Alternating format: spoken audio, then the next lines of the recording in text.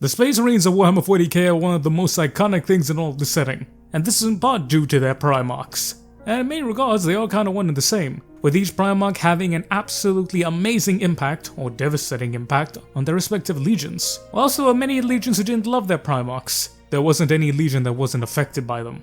Yet that does beg the question, what were these legions like before their Primarchs?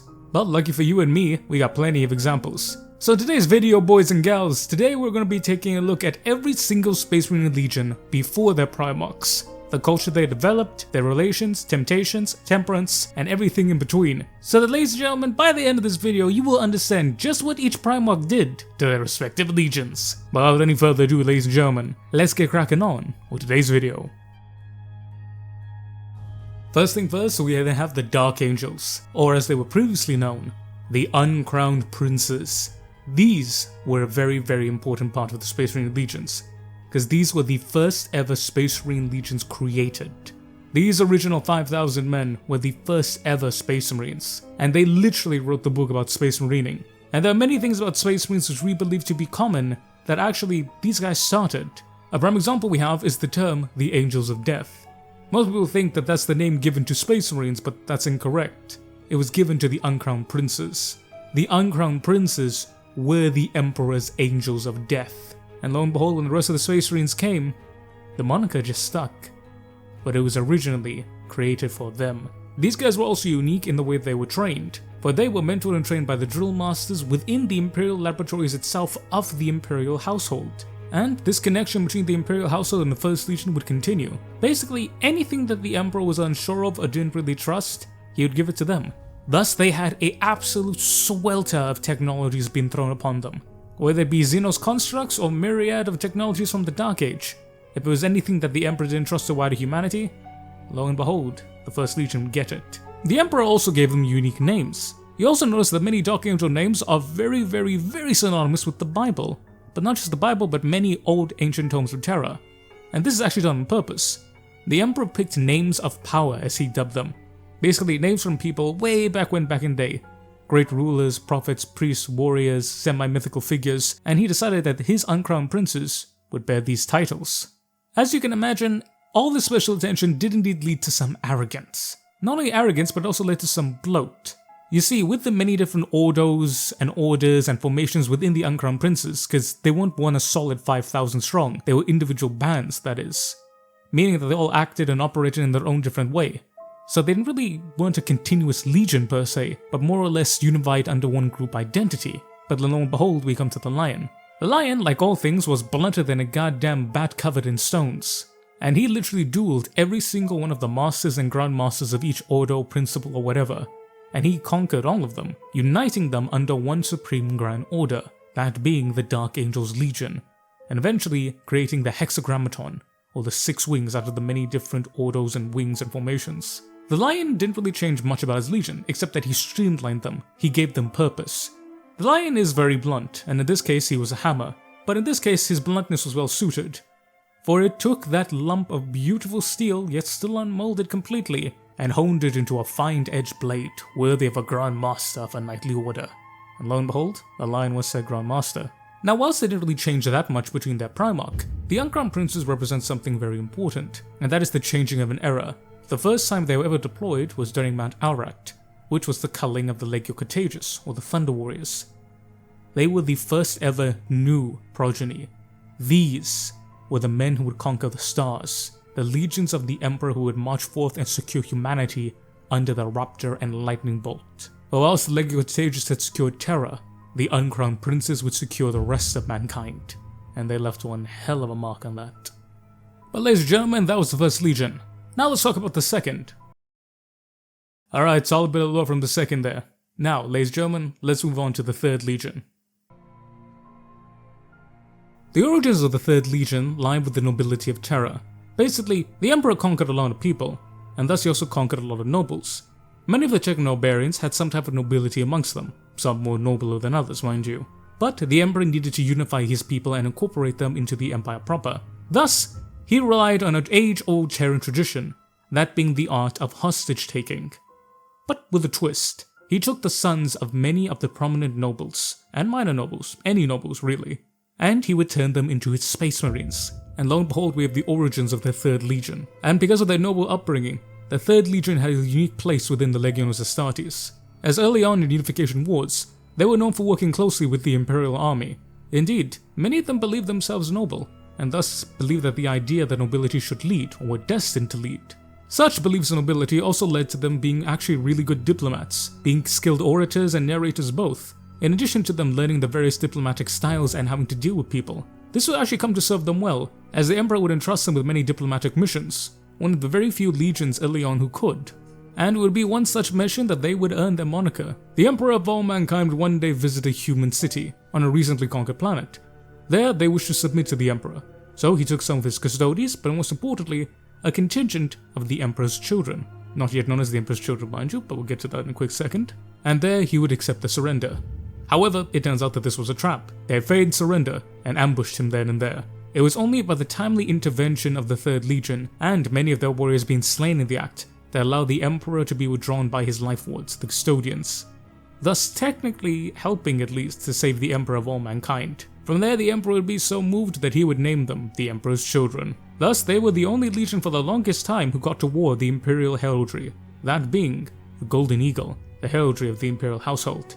This pride is something that permeated throughout the entirety of the legion. They became known as proud men, but good men, truly trying to become that nobility that they endeared themselves to. They had origins as noble warriors, and their order to their forebears could continue, not only in acts of honor on the field of battle, but also in every single aspect.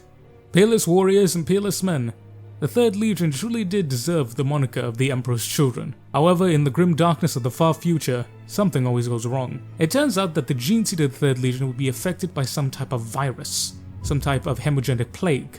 This plague would slowly destroy the entirety of their gene seed stocks, including the ones kept on Terra, meaning that if the Legion did not find its Primarchs soon, it would be destroyed. And lo and behold, when there were barely a few hundred of them left, they would finally be reunited with their Primarch, Fulgrim. And here Fulgrim made a bloody big impact because he literally saved the Legion. With the extraction of his DNA and the uniting it with the gene seed, the 3rd Legion was able to be reborn. Fulgrim saw his sons, he saw their deeds, he saw the nobility in their eyes and in their hands, and he was moved. They truly had become much like their father, thus he changed very little. He instituted many reforms and many circles, as well as strict hierarchy, but more so it was just more of the same, continuing to mold and shape his legion in the image that he believed truly honored their nobility, and his nobility. The warriors of space born from the nobility of Terra truly were something different, a far cry from the Legio Contagious, who valued brutality and strength over all. These were noble warrior knights, who would reunite lost humanity together. Also, the sick purple paint job, yeah, OG Emperor's Children was solid. But from the Purple Boys of the 3rd to the Iron Lords of the 4th, let's talk about the Corpse Grinders next. The 4th Legion was founded relatively early on in the Unification Wars. It is said that the decision to be founded would be upon the wreckage of a recidivist fortress of the Terran Autoplatic of Setak Ambrak. It said this fortress would then continue to be theirs and their main base of operations until they left the Sol system, and it would be from the tribes around this citadel that the 4th Legion would take its recruits. These so-called gun tribes, because of their affinity with ammunition-based weaponry, were known for being resilient and hardy in equal measure, a perfect fit for the seeming 4th. As in combination with the strict legion that the discipline showed, their gene seeds above average acceptability, and the below average resistance to all forms of bionics, the 4th Legion was one of the largest, and thus deployed the most early and the most frequently, alongside the 1st and 5th Legions respectively. Such discipline and determination would continue even after they left the Sol system, but during the Great Crusade, the Corpse Grinders as they soon became known, would prove themselves to be a most stalwart and defiant foe. As for their name, they got that because they partook in some pretty vicious sieges. Not only sieges, but devastating campaigns. That name was given to them by the Imperial Army, because if you were assigned to the 4th Legion, you knew that you were going to be one hell of a fight, such as the Mariasht campaign on Venus, where the 4th Legion spent much blood to fight the deadly Litho-Golem armies of the War Witches of Venus. And whilst many brothers did fall in this campaign, they would be honored in this. In light of their early successes, the Legion was given first access to some of the newest equipment being delivered from Mars, which we now know to be Saturnine pattern armor. Yet while the 4th Legion did need to have many successes, they weren't exactly praised by everybody. The 4th Legion's way of war was brutal, to put it lightly, and called unimaginative by many, including Horus himself. The 4th Legion relied on a hell of a lot of infantry, a hell of a lot of heavy armor, and even goddamn more amount of heavy artillery. They would slowly grind the enemy into submission. They were the Legiones Astartes. They would not break first. Such behavior and such actions soon got them dubbed as a workhorse legion. One that would get the job done, but not exactly one that you wanted on posters, but one that you absolutely needed for a war. It was also this time that they proved themselves to be excellent at siegecraft. Not only siegecraft, but building and crafting fortifications. Thus, they would have many minor garrisons throughout the entirety of the worlds that they conquered, and thus the entirety of the space of the Imperium of Man. Yet for all this success, in 842 M30, the 8th Expeditionary Fleet, that being led by the 4th Legion, would suffer its most tragic episode. The nascent 4th Legion stuck to their informal name, and they would grind down the corpses of the rebellious lords of the ForgeWorld of Enkladion. But whereas such tactics worked well against renegade lords, wayward human settlements, or mutant hordes, against the equally stubborn and just as iron legions of Skitarii, the 4th Legion's combat tactics were found wanting. Whilst they did eventually take the world, the siege lasted an ungodly amount of time, and by the end of it, nearly 29,000 legionaries died over the year-long campaign. Not to mention many, if not most, of the Imperial Auxiliary.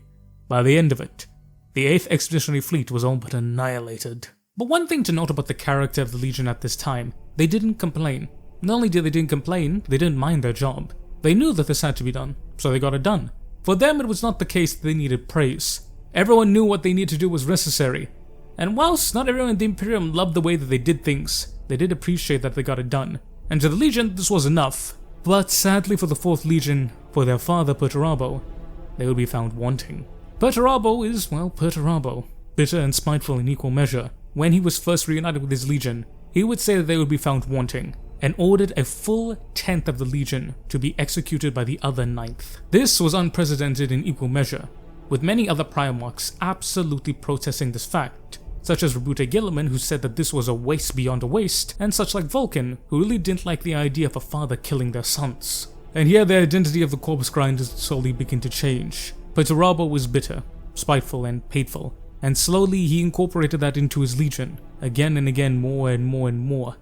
Soon the legion began to hate not just the work that they did, but the people around them. Most notably, they developed a bitter rivalry with the 7th Legion, now then the Imperial Fists, who they felt aggrieved by and robbed by. Thus, as for many, it would be no surprise when the heresy was called, the 4th Legion and the 7th would be one of the first to fight. Yet, while Perturabo didn't win any Dad of the Year competitions, he did curb some of his son's most excessive tendencies, not by implementing better tactics, but more so better logistics and repair system. He made sure that no matter how much blood his sons bled, there would always be fresh meat to take up the rack.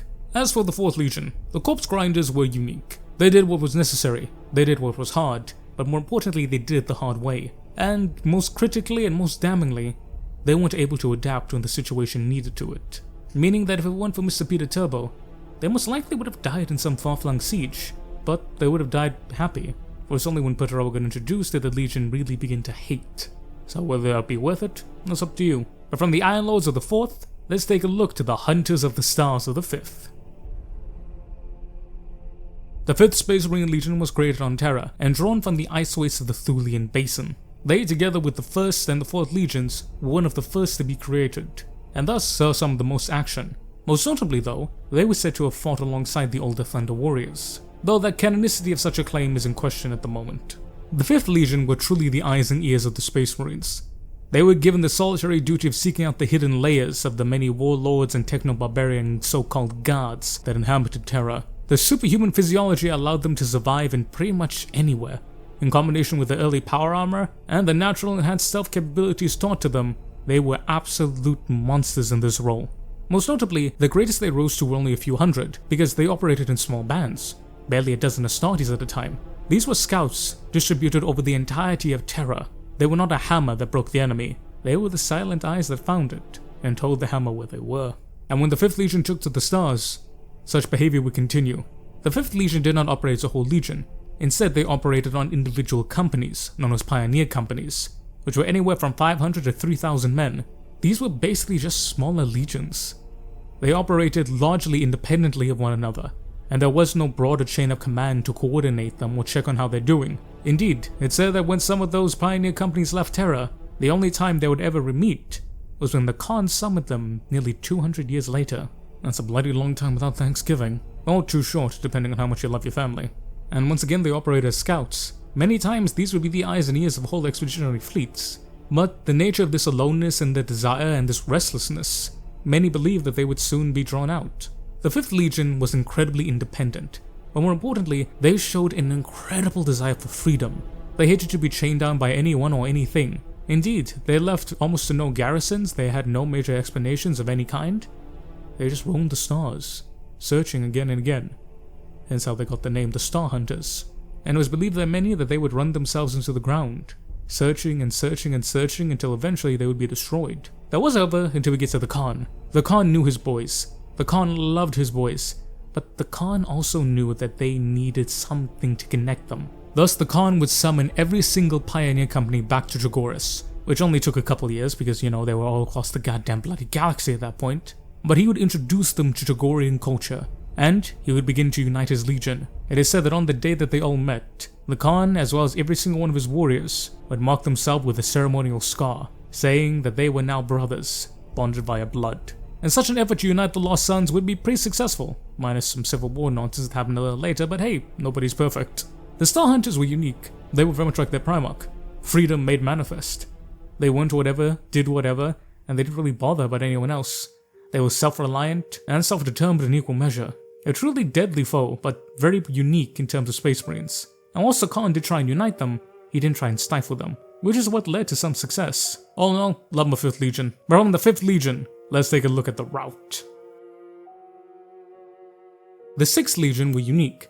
They were part of the so-called Trefoil, that being the Space Wolves, Salamanders, and Alpha Legion respectively, were also quested away by the Emperor for unknown means. Each one of them was said to be given highly specialized and unique roles as well as gene seed, each one of them crafted for a unique purpose known to the Emperor only himself, and supposedly it was kept like that because till this day we still don't know what this trefoil is. Most notably though, they were the only one of the trefoil who didn't see any action on Terra itself. The 18th Legion had one notable action, and some of the Alpha Legion elements were said to be active during this time, but the Space Wolves themselves would only see their first action a full decade into the Great Crusade, far later than any other legion. Some claim this is because where they were from. For some reason, their gene seed worked incredibly well with very savage and violent tribesmen. Yet there were those who claimed that this was not the case, and that surely seeing them in action would finally put an end to all these whispers. Sadly, it would do anything but that. In the first major battle against the world of Del Savan, all 3,500 legionaries would assault them underneath the part of the 1st Expeditionary Fleet, commanded by the Emperor himself at the time. The Legion's first ever master, known as Enoch Rathven, was said to have ordered a vicious shock assault on enemy lines. It is said that the 6th Legion disregarded any and all Imperial protocol nor military strategy, instead dropping via Stormbirds as well as drop pods into vicious bloody melee combat. It would be at the capital city of the world, known as Masanor Kor, where this would be truly solidified. For the 6th Legion was said to have massacred every man, woman and child within the city, and this wouldn't be a one-time affair. For time and time again, the 6th Legion would destroy any and everything it saw, including civilians. In fact, it was noted by many observers that the Space Wolves, whilst already vicious and brutal, they would truly get their ire up when they sensed the enemy was on the rout. Like sharks who smell blood in the water, or hounds on the scent of a hunt. Thus, they were given the name the Rout, meaning not only a rabid pack of dogs, but also a term for when an enemy breaks and runs, when the wolves would be at their most hungry, and thus their most vicious. This got so bad that they were the only Space Marine Legion to have a disciplinary corps, and quite a big one at that. The Legion would continue. Whilst always being on the smaller end, they would be known for their vicious blood assaults, and in many cases they were deployed as a whole, as a large formation of bloodthirsty butchers. It was also this time that they gained a lot of infamy, where they would often execute Imperial Army officers, allegedly for poor discipline, cowardice, or for any reason really. But this infamy was part for another reason as well. They held an incredibly intense loyalty to the Emperor personally, so much so that they became known for brutal reprisal actions. If a city decided to rebel, or the Emperor wanted to make a point, he would send the 6th Legion. Leman Russ would continue this trend, as when he was reunited with his legion, he saw warriors, but he saw warriors that needed a little bit of guidance. Mainly, he just introduced them to the Pharisaian culture. Pharisaian culture, whilst not exactly organized, it had enough organization and structure to give the Rout a purpose. In combination with the sheer charisma and bluster of Leman Russ, he was able to transform the 6th Legion from the Rout into a legion of Viking warriors, the Volka Fenrika, or the Wolves of the Stars. And as the Emperor's executioner, he led the Emperor's Agents of Fear on quest after quest after quest. Not exactly clean, not exactly smart, but most definitely loyal. The 6th Legion are unique. They're another case of a Primarch taking what already worked and what they liked and simply making it a little bit better. But what I want to point out is how readily and quickly the 6th Legion adopted Fenrisian culture. It could be that this was because it was similar to their own home cultures, but when you consider that they didn't really have a home culture for many years, it could be that they just vibe with whole like Fenris's laid-back stuff. So, makes sense to me. But from the 6th Legion to the Walls of Terra, let us take a look at the Stone Men. The nascent 7th Legion is interesting, mainly because that they recruited from all over Terra. Basically, each Proto-Legion had an area on Terra which they recruited from. The 7th Legion, however, mainly because their gene seed had such a high acceptability rate, recruited from all across Terra, excluding other areas where legions claimed. And it's unknown whether it was the aspirant or the gene seed, but those who became part of the 7th Legion were said to be dutiful in their actions and reserved in their words. But what truly set their legion apart was that they were not the shock troopers, they were not the frontline forces, but most notably, they were one of the very few, if only legion, that was a second line force. After the Imperial Army and Legion had cleared through an area, the 7th Legion would come forward and build mighty bastions to ensure that what was conquered by the Emperor would remain his. They're also known as defensive troops, defense and expert mind you. Not only did they build it, they could man it. And there were many surprise attacks and retributions from the vile techno-barbarians that were thrown back by the bolts of the 7th Legion. Indeed, the 7th Legion was said to hold on to ground so ferociously and so determined that the Emperor himself would decree him his imperial fists. And thus, they had the incredible honor of Terra being their home world. Yet all the feats that the 7th had were on Terra. Well, they were one of the most earliest to be reunited with their Primarch. And Rogal Dorn, he liked what he saw. He changed pretty much nothing. He loved his boys, he loved everything that was going on. He just tempered it ever so slightly. Thus, with them drawing from Terra and from Inward, a little bit of Inuitian culture ran in through them, but we considered that the two were so similar, really nothing changed. In fact, it could be argued that the Imperial Fists were one of the least changed legions upon meeting their Primarch, but this made interaction and integration between the legions incredibly easy. Indeed, Rogal Dorn was said to have forged a legion of brothers bonded by blood, duty, and honor, stalwart walls of the Imperium. Sadly, we don't really have much on the Stone Men. They have a bunch of all the titles, by the way, but the Emperor called them the Imperial Fists, because like I said, they were found super early, so that's not that much, but it's very interesting to see that Rogal Dorn didn't really change much, because his boys were pretty much already Imperial Fists. It really is interesting how gene seed can affect a legion with or without their Primarch, in both good and bad ways. Speaking of bad Primarchs, however, we go from the Imperial Fists of the 7th, to those drawn from the darkness of the 8th Legion. Behold the Terror. The Night Lords have what's in my opinion one of the most underrated and most epic origin stories for all of the Legion.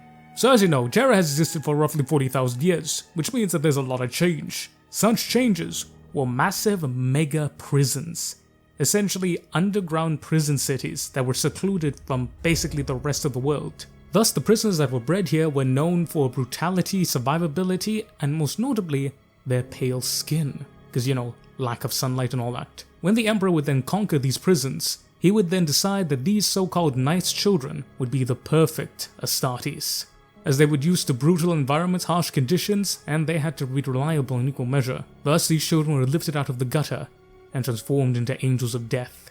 The Legion would be deployed on Terra, and would be seen for the first time ever, not in a frontline battle, but in an act of reprisal.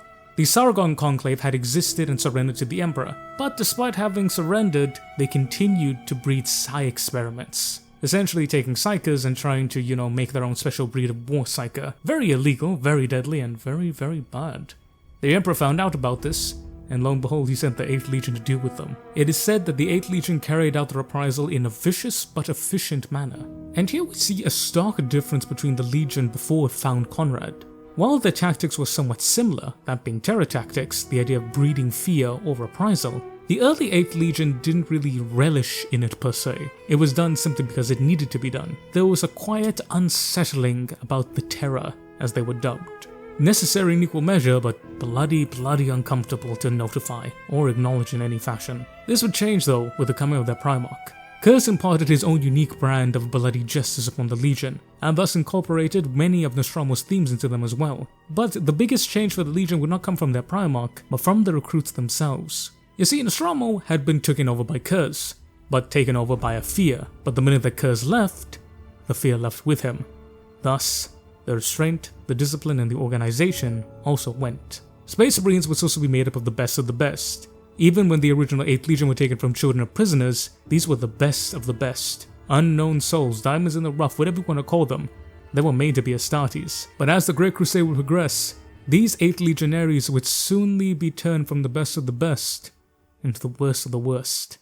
Because instead of sending the most able-bodied, most mentally stable of Nostromo, the corrupt and vengeful governor officials that were on there began sending the worst of the worst.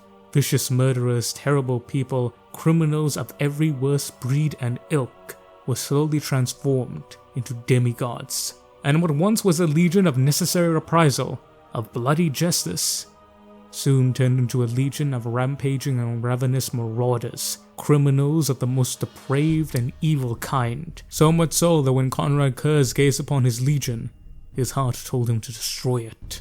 The 8th Legion is very interesting, because they're a legion that has a very bloody and very evil necessary way of doing things, but as I said, it's necessary. It's a very type of a hitman character. Yeah, they do bad things, but they don't do it because they like it, they do it because it's necessary. Ironically, Kurz would have strengthened that, and he did strengthen that further, but because of the Night Haunter and the influence of Nostromo, ultimately the Legion would turn into criminals and pathetic. The exact opposite of what a Space Marine should be. But from those who bear the wing of bats, to those who bear the faces of angels, but the hunger of revenants. The 9th Legion, a very big one. The 9th Legion is a tale of horror but also dichotomy. From the early time onward, it was shown that 9th Legion gene seed had a unique quirk. It could take what was normally considered unfit material, i.e. mutated or defected types of genomats, and actually fix them, to translate them into literally beautiful Space Marines. Indeed, along with those of the 3rd, the 9th was said to have some of the most beautiful and pleasant looking Space Marines period. Thus, it would be an excellent symbol for the Imperium, taking those mutated and twisted by the horrors of own night and turning them into beautiful angels of the New Age. So much so that a cult would even form around this, known as the Cult of the Reborn, with so-called Red Priests, not to be confused with the ones on Mars, going around to mutated populations and peoples, spreading rumors and words about how they could be reborn as angels. Thus, wherever the Legion went, you had several thousands, if not tens of thousands, of mutated souls hoping to be chosen as someone who could be reborn into an angel. Yet this was all a facade. For whilst the 9th Legion bore the faces of angels, they were demons in all but name. For their way of war was brutal. It was terrible and destructive and bloody. They would rip apart their enemy in murderous close combat. Always the vanguard, always the spear tip, and they would not stop until everything was dead. Man, woman, child, beast, they would annihilate it all. But what is worse after this is that they would feast on the dead. The 9th Legion gene seed had a problem. It suffered from an overactive omeophagia gland. The omeophagia being the thing that allows Space Marines to get knowledge by eating shit. And lo and behold, this birthed the Blood Angels into the Revenant Legion. The Eaters of the Dead, the zombie horrors that looked like angels, but acted as macabre reminders of humanity's filth. The title Revenant Legion was given to them by Malkador, by the way, but this was not given to them for the fact that they eat the dead, more so just because they refused to die, as the Legion would be deployed on Neptune. From there, 12,000 warriors would be dispersed and engaged in countless missions across the many moons of that system. Basically, they disappeared for several years, and no one knew anything about them, until they would receive a communique. The communique stating that the Neptune system was reclaimed, and that the Legion stood at 12,000 Marines. It turned out that the Legion had managed to clear out the mutated Dreg tunnel holes, home to the mutant conclave covens of maddened psychics that inhabited Neptune, and actually, they would take this population and turn them into Space Marines, replenishing their losses while in the same vein denying the enemy. And this was just the first, for the 9th Legion would throw itself into warzone after warzone after warzone, and time after time again, destroy the enemy utterly, at the same time rebuilding itself. Despite how effective they were, there were many in the Imperial Army who clamored that they be disbanded. 1. They killed everyone, friend, foe, family, civilian alike. 2. They ate everyone, friend, foe, family, and civilian alike. such actions were deemed unacceptable, and it is said that only by the intervention of the Emperor himself was the Legion stopped from being censured multiple occasions, or outright disbanded. And here, ladies and gentlemen, we could arguably the biggest change of any Legion with the introduction of a Primarch. For Mr. Fabulous Golden Heart Boy Sangi came along, and he turned the demons that looked like angels into true angels, but still hid their demon under lock and key. Sanguinius changed the Revenant Legion and reborn them into the Blood Angels proper. With his temperance and his changes, they truly became what they were meant to be, angels heralding a new age. But they still had that bloodthirsty streak to them because, come on, vampire blood angels. Solid shit. The Ninth Legion are the most drastic example of change in all the legions, and one for the best, thank the Lord. If Sanguinius didn't come along when he did, the Ninth Legion would have destroyed itself. Either been destroyed internally from Imperials, or externally by simply the fact of them being consumed by another power. But like the angel that he is, Sanguinius brought salvation to his sons. But from the Blood Angels of the Ninth Legion to the Stormwalkers of the 10th, let's take a look at the 10th Legion. The 10th Legion was founded during the latter days of the Unification Wars on Terra, and they, like many of the legions at the time, recruited from all over Terra, but most notably they had their right of tithe, that being a right that declared only one legion could recruit from this area, and that area was Albia, aka like Scotland, Britain, all that nonsense. Most notably, the warlike techno-barbarian clan tribes that were there were said to be a perfect fit for not only the gene seed, but also the temperament of the 10th. The Legion would prove itself time and time again in the Sol system, first against a mutant warband known as Scythers, then Xenos Lysax of the world of Oberonth. But it would be of their invasion by the Orc planet of 0234 that the Legion truly showed its merit. For it was there that they utilized massive amounts of slow-moving armored warfare, supported by heavy infantry and massive amounts of fire, relatively similar to that of the 4th Legion. Indeed, much like their Iron Brothers, they also worked incredibly close with the Exertus Imperialis, and they would develop a unique type of tactic, known to them as the Hammer and the Storm, which is basically just the hammer and anvil but renamed. An elite formation of the Legion would lead a massive Imperial army to drop onto a planet. From there they would then dig in and weather the storm, as they called it, until the enemy was at their very breaking point. From there, a massive armored thrust of legionary tanks, dreadnoughts and heavy infantry would surge forward, together with supporting Exertus Imperialis personnel. This was the hammer that would be broken upon the storm of the anvil. In fact, that's how they got their moniker, that being the Stormwalkers. For Exertus Imperialis soldiers would remark that these iron giants would walk in the midst of the storm. The storm, aka being artillery, as it turns out that the Iron Tent would often begin advancing while an artillery barrage was still going, and in some cases literally walking through fire. But how much exactly this is, versus how exaggerated it is, don't really know. But I don't care if it's exaggerated, because being called the Stormwalkers because you walk through fucking artillery is metal as hell. From here, the Iron Hands would be known as a dutiful and workhorse legion, working incredibly well with the Exertus Imperialis and getting the job done. No nonsense, little words, but incredibly important, and in fact caring for many of its people. The Iron 10th would prove to be an incredibly effective and beloved legion. Yet this would change when Ferrus Manus would show up. Ferrus Manus would indeed appreciate his legion's work, and continue more of it, building upon the clan-based systems of old Albia by incorporating his own clans of Medusa. But an unexpected side effect of Ferrus joining was his children interacting with him and interpreting his words. Most notably, the fact that they began removing their arms and replacing them with bionics in honor of Ferrus Manus and his Iron Hands, and their more and more cold approach, they began to hate humanity. Deriding the flesh as weak, something was Ferrus objectively hated and wanted to get rid of, and said he would have at the end of the Horus Heresy, and said that he would have at the end of the Great Crusade, but, we all know how that ended. The Stormwalkers are one of my favorite proto-legions for the sole fact that their name, the way they worked, and how they're the Iron Hands but, not dicks. I appreciate it. I really do appreciate it, and to be frank, I really just love it. And now for the 11th Legion. Fantastic bit of lore about that 11th Legion. I really do like that time when they talked about the place with the bit. Quality. But from the Iron 10th to the Hounds of the 12th, let's talk about the 12th Legion. The 12th Legion, like all legions, was formed on Terra, but most notably they did not draw from any particular geographic legion. However, they did actually draw not from region, but by a temperament.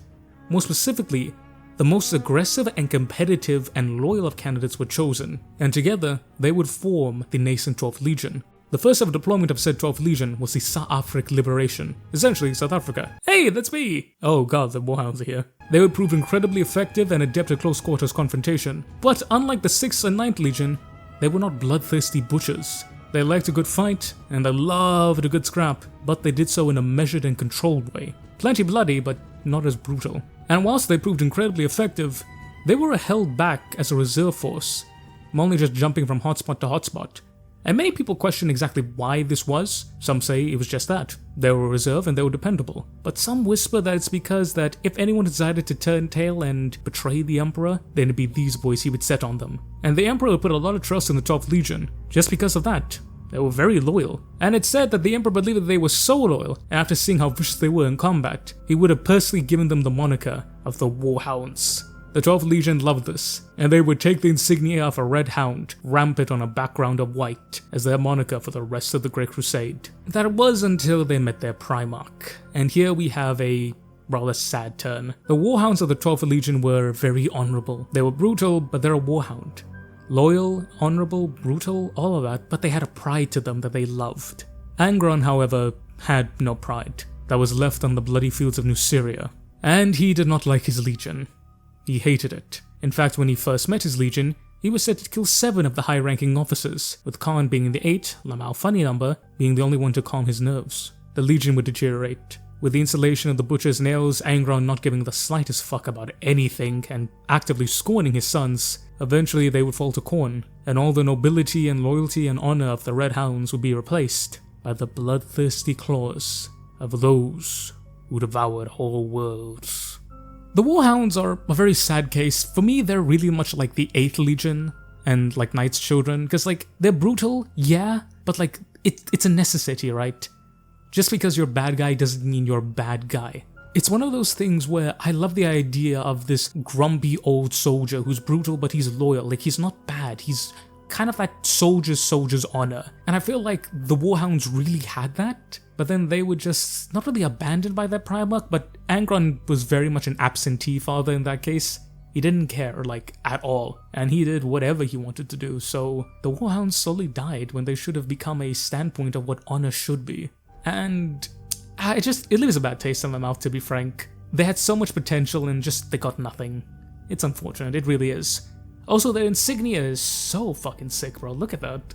But from the War Hounds of the 12th, to the orphans of the 13th Legion, let's talk about the Warborn.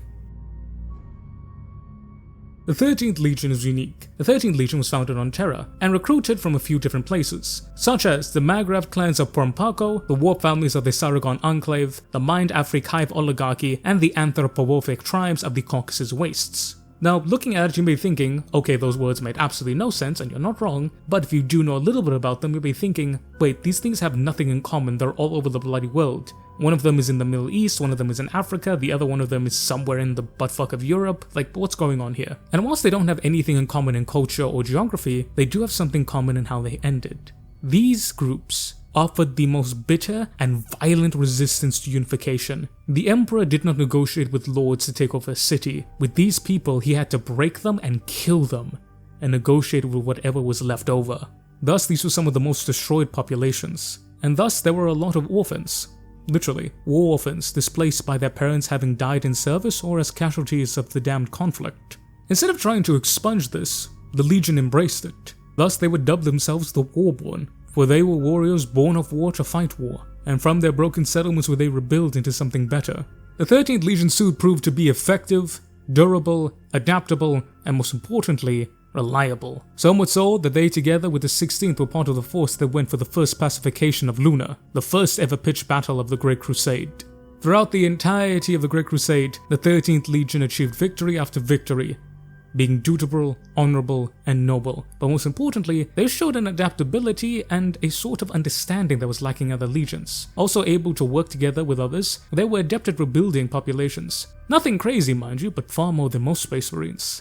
But their perfect streak would be marred by the Cyrus Rebellion, where it said that a full third of their legion would have suffered death and losses, including their current legion master, and this would be a stain that would mar them for the rest of their time, as the Warborn, that is. For ultimately, rebooted Guilliman would earn revenge over the Assyrids, and transform his legion into the Ultramarines. The 13th Legion, made truly, wholly, and utterly perfect. Bobby G took what was good about the 13th, and just made it goddamn better. He instituted a variety of changes, yes, but these were not radical changes. Rather, these were straightenings and structurings, making it altogether something better.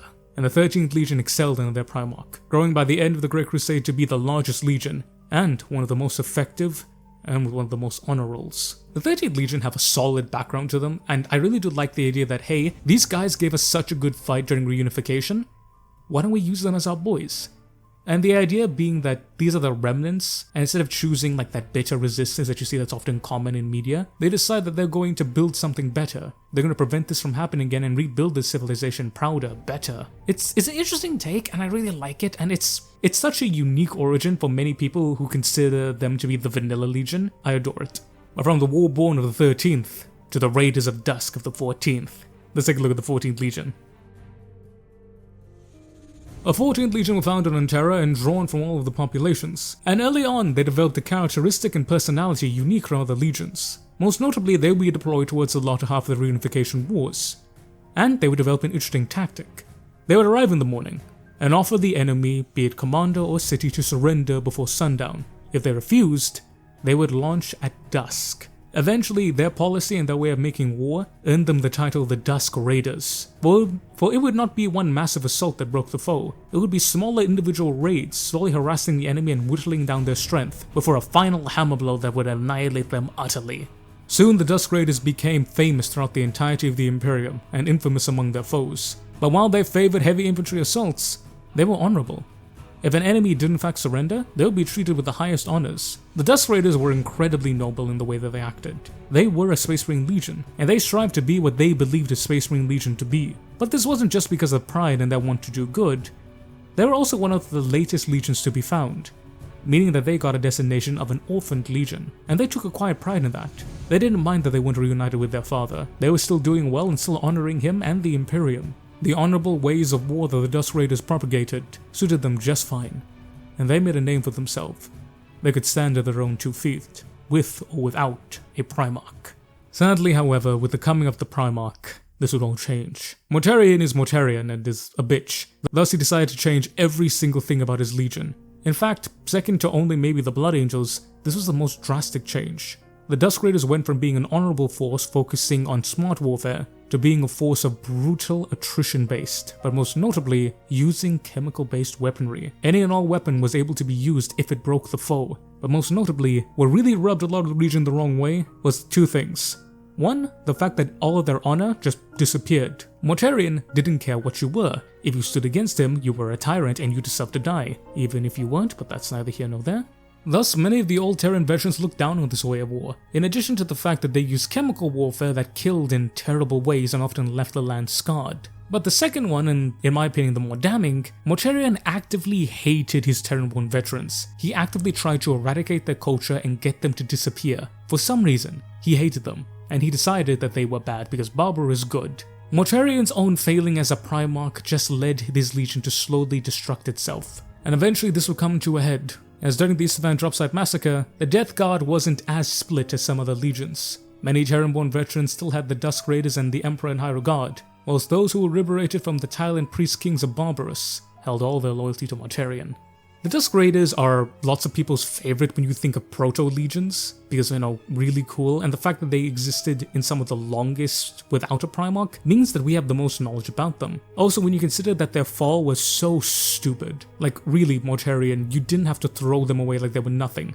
They could have been something incredibly potent and popular, but no, because Mortarion just sucks. In my opinion, those are like the big 3 what-ifs when you think about legions. The Dusk Raiders, the War Hounds, and the Terra. Those could have been something unique, something different, something that really did change the way we think about Space Marines, but because of the interventions of their Primarch, all Chaos Primarchs mind you, they were lost forever, and we were robbed of what should have been something amazing.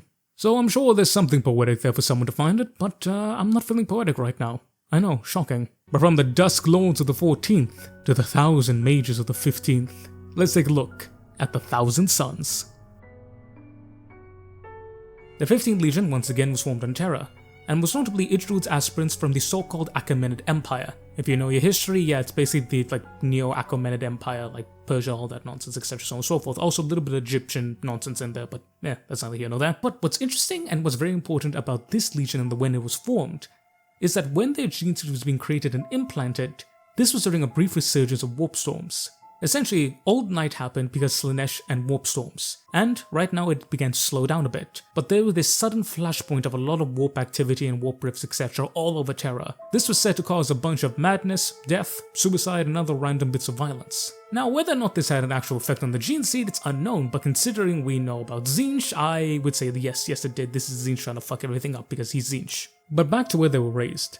The Achaemenid Empire was a unique empire, as the Emperor himself really did show great interest in it. In fact, it's said that he was followed by a retinue of scientists and visited each and every region, having each and every family in said region testing for compatibility with 15th Legion gene seed. It's said that the Emperor personally helped handpick these guys. Fun fact, Ahriman and his brother were also some of the first to be picked here. Basically, it kind of makes sense. The Emperor always knew these was going to be the Psychic Legion, so with the Emperor being the Psyker would definitely have a hand in the making them. And from here, they would be deployed to quell random riots here and there. The Emperor kept them in reserve for the most part.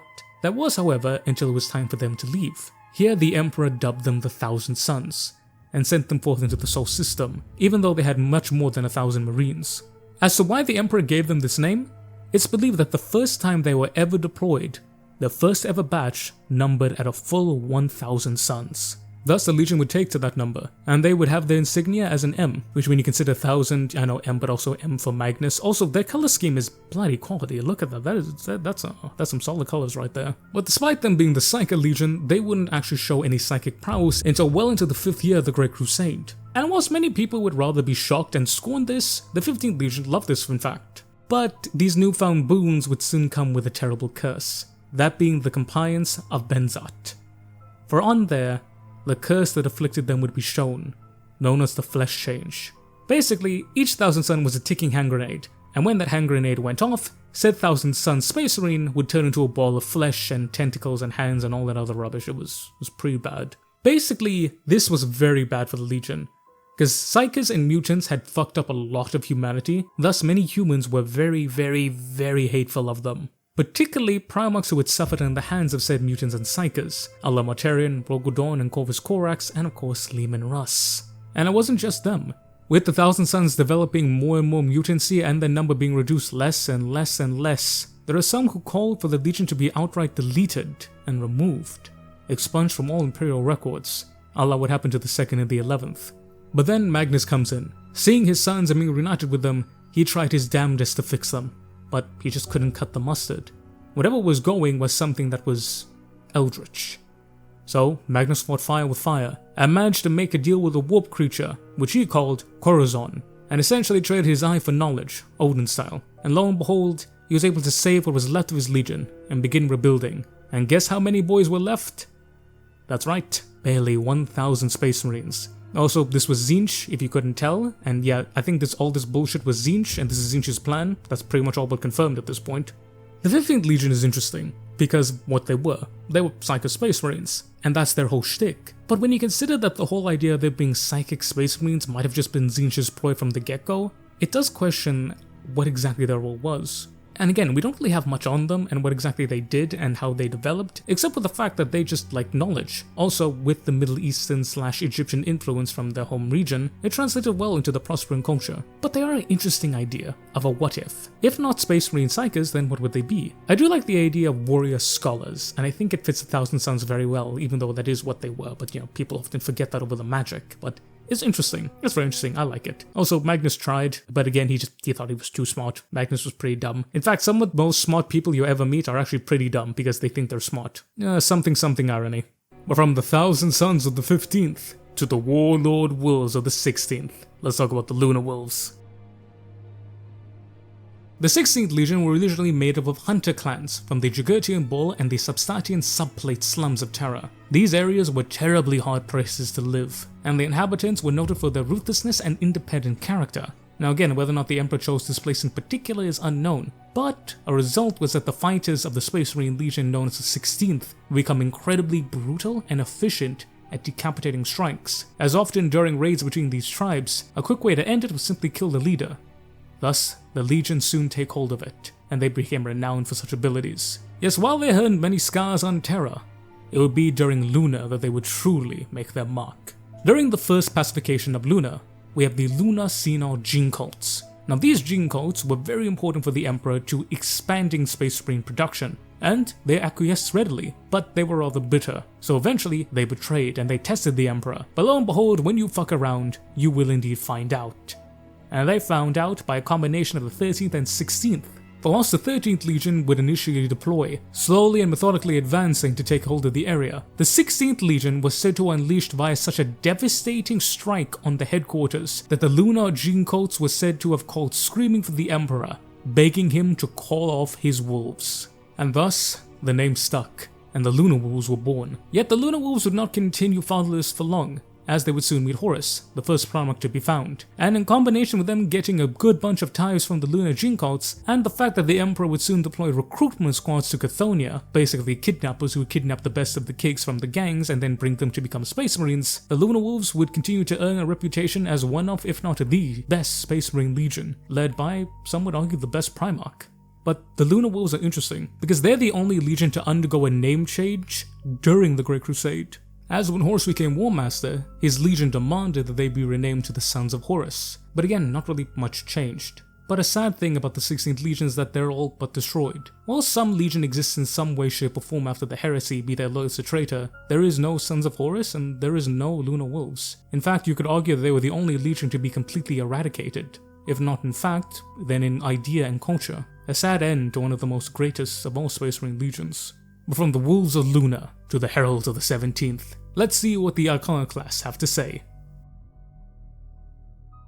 The 17th Legion is interesting in that they really were different from other Space Marines. Whereas most Space Marines fought in duty or in some cases outright bloody bloodlust, the 17th Legion fought with devotion and zeal, sometimes bordering on the fanatic and crazy, mainly because their recruits were drawn from defeated sons of enemies. Not exclusively nobility like the 3rd Legion, but basically conquered worlds who were defeated. Not broken, but just enough for them to feel it. Most importantly though, the taking of this tithe of children was said to be the crime for their father's sins. Thus it's said that the children of the 17th felt that they had a reason to be there. They had something to prove, they had to earn the forgiveness, they had to earn their place in this new Imperium. So it's said that they have fought with a cold fury, or condemned and redeemed both could they know.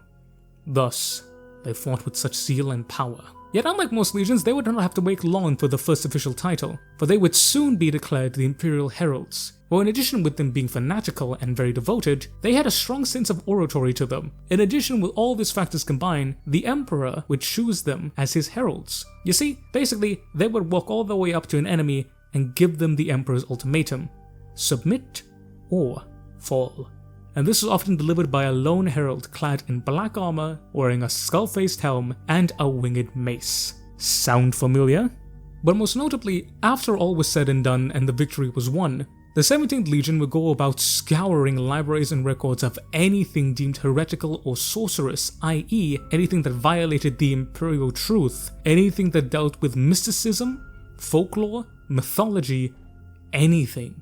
If it was religious, the 17th Legion burned it. This would lead to the other most iconic name, though not exactly widely spoken, that being the Iconoclasts, taken from a term during the late 7th to 9th century, which many Christian religions began destroying any and all images of Christ, believing it to be blasphemous. And they would continue in this fashion until they met their Primarch, Lorgar. He would take this zeal and dedication and add a little bit of that religious flair to them. And lo and behold, the 17th Legion went from burning anything religious to anything that wasn't religion about the Emperor, and slowly built some of the most loyal, if incredibly slow-willed of all the Imperium, which ultimately would lead to their condemnation and sanction upon Monarchia. But I already covered that video. 17th Legion are very unique. They're the Imperial Heralds, and it's this idea of fanatical zeal, but not out of a religious fervor, but out of a practical fervor. You feel like you have something that you need to do. You feel like you have to prove something. And we've all seen people who need to act like that. Well, yes, the idea of religious zeal is a very common trope in media. I do like the idea of that zeal being the same potency as religion, but minus the religious factors. It's an interesting dichotomy to it, and I really think that it's the perfect origin story for the Wordbearers and what they became. As for Lorgar's effect on his legion, well, I mean shit. They went from being anti-religion to being anti-every religion that isn't the Emperor. Going from being atheistic to monotheistic in about one afternoon is a hell of a twist. But ultimately, Lorgar took what they were and amplified it tenfold. And eventually that will go to be fourfold with a certain 4 Chaos Guards. But from the Heralds of the 17th to the Dragon Warriors of the 18th, let's talk about the Salamanders, baby. The 18th Legion as Astartes were again part of the Treefold Legions, together with the Alpha Legion and the Space Wolves, sequestered away by the Emperor for some unknown reason and given special gene seed. However, unlike the other instances of the Alpha Legion, in which the 6th Legion did not act until after the Unification Wars, and we don't know exactly what the 20th Legion did, the 18th Legion would have a very solid role to play in the Unification Wars, more so in the assault of the Tempest Galleries. In the mountains of the Caucasus Wastes, the polity of the Caucasus Wastes was one of the most absolutely well defended of the entirety of the Unification Wars, so much so that tens of thousands of Thunder Warriors and 1 million Imperial personnel were slaughtered alone, failing trying to get it. This was because they had underground shielding, which basically meant it was all but impossible to assault. So the Emperor would task this to the 20,000 Space Marines of the 18th Legion. They would mine underneath ground into the heart of Terra itself via machines given to the Mechanicum, and they were supposed to destroy the generators to the shields, allowing the rest of the Space Marines and the army of Terra to launch forward. However, lo and behold, when the 18th Legion got down there, it wasn't armored warriors they were facing, but rather automata from ages long past, tens of thousands of years old, submerged in literal lava. I've covered the Battle of the Tempest Galleries at least twice now on this channel, so I'll link it there, you can go take a look at it. But needless to say, 19,000 of them died, but my god, they managed to kill something that lasted for over 10,000 years. And lo and behold, the Tetrarch of the Caucasus Wastes came crashing down, and the honor of the entire campaign was given to the 18th alone. You heard me. The Emperor said that the 18th alone had won that campaign, and there, the story of the 18th began. Yet it was soon to many that the 18th was developing a streak. The 18th would always choose the hard option. Instead of falling back, instead of retreating, instead of being tactical, they would always dig their feet in the mud and prepare to die.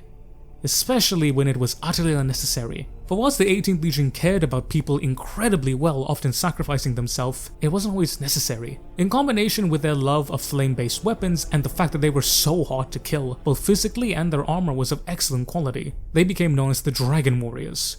Yet, it was clear to everyone that the Dragon Warriors were going to die relatively soon, because they would often get not only themselves but in some cases allies killed by simply just refusing to move, such as when they were working with the 13th Legion at the time, and instead of falling back from a Xenos invasion, they dug their feet in, and thus forced the 13th into an unfavorable fight, which got many of their warriors killed. This would be a grievance that the 13th would bear all the way until the arrival of Vulcan, who would manage to smooth it over. Speaking of Dragon Dad, the 18th Legion would be reunited with his Primarch in fire and blood. Upon the world of Antium, an orc horde, millions if not billions strong, was ravaging the Imperium. However, the roughly 20,000 Dragon Warriors managed to stop them dead in their tracks. Evacuating all of the Imperial personnel with an entire system, they drew the orcs to the world of Antium, a hell world full of volcanoes and fire. They built a massive base known as the Cauldron there, and they prepared to die, bleeding the greenskins dry.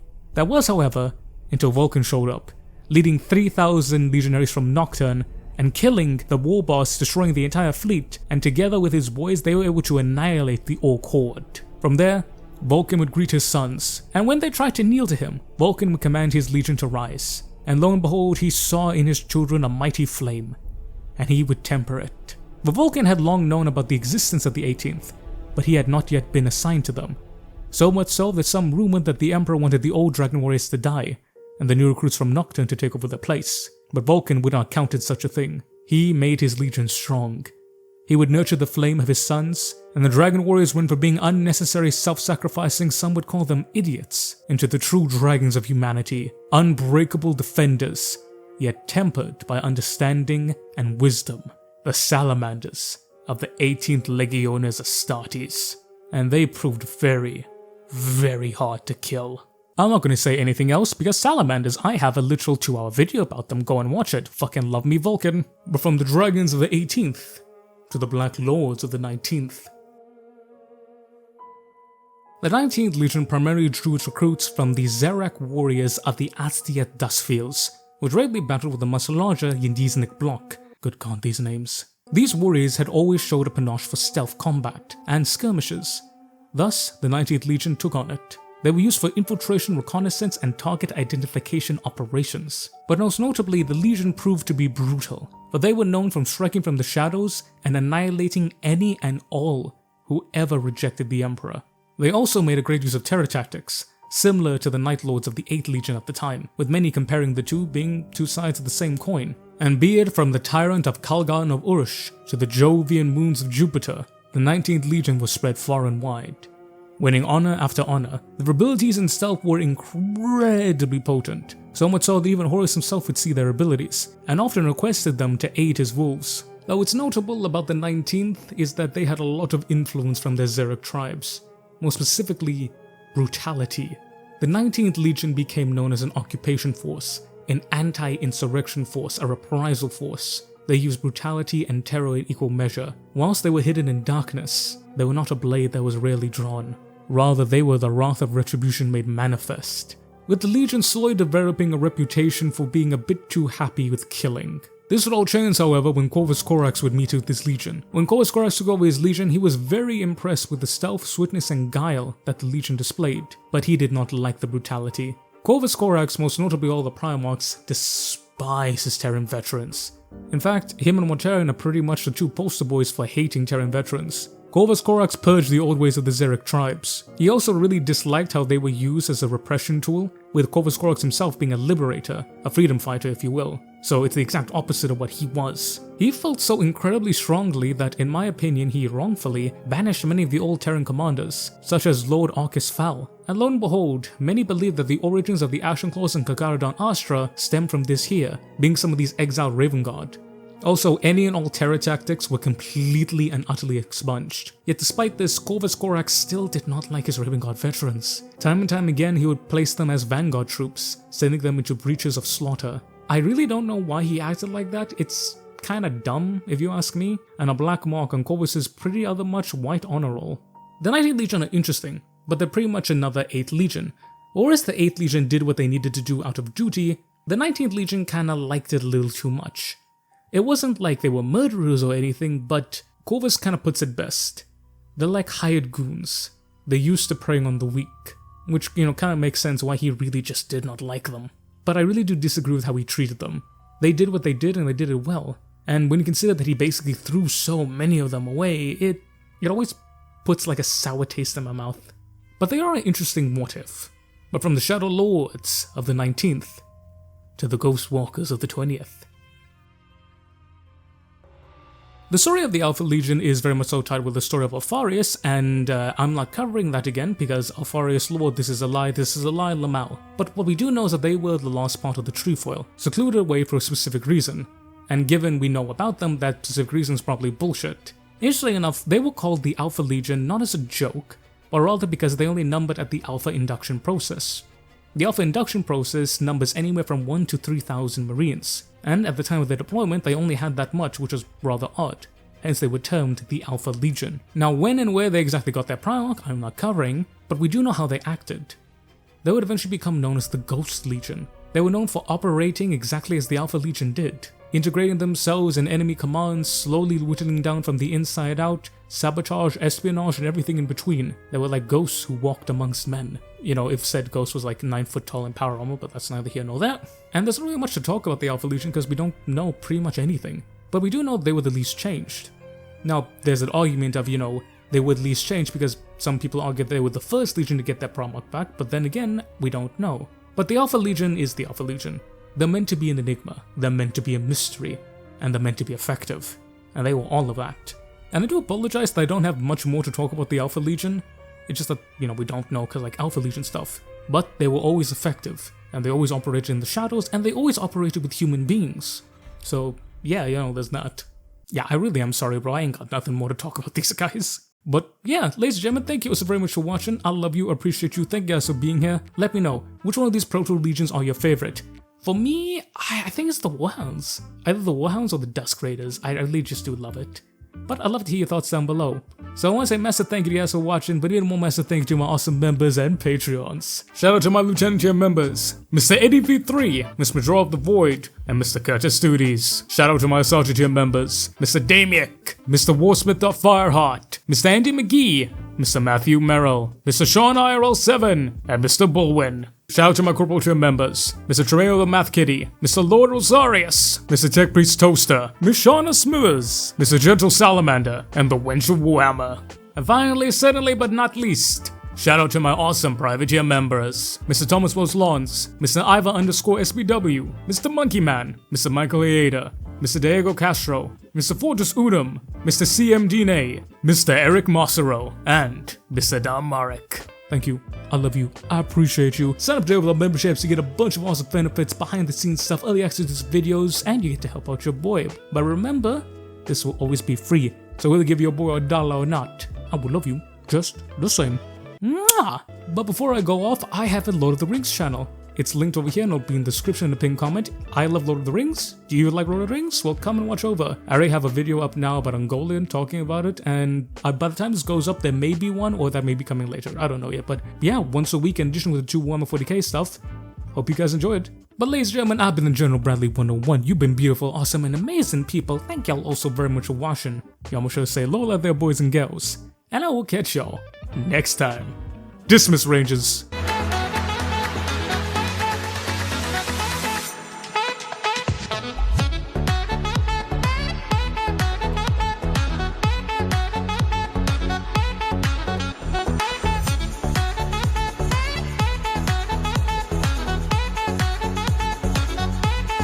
This video took way longer than it should have. My god, I talk a lot.